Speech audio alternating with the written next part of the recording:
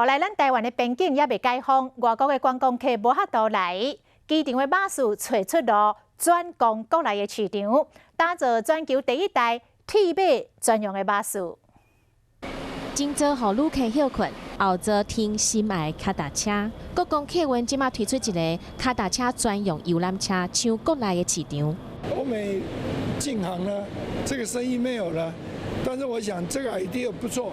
自行车巴士原本是予爱骑车环岛的欧美旅客使用，但是因为疫情的关系，国际的观光客拢无来，所以就变成是为国内的旅客来设计。目前4条路线，包含2天1暝和3天2暝阿里山玉山线、4天3暝恒春花东线、12天环岛线。我们四季都可以骑脚踏车，是不是每一个人都是那么会骑车的？所以如果我们有这样的一个巴士，我们可以到处都走。疫情无多出国，国内旅游会当算透透，新的旅游方式出现，你会当安排考虑看卖咧。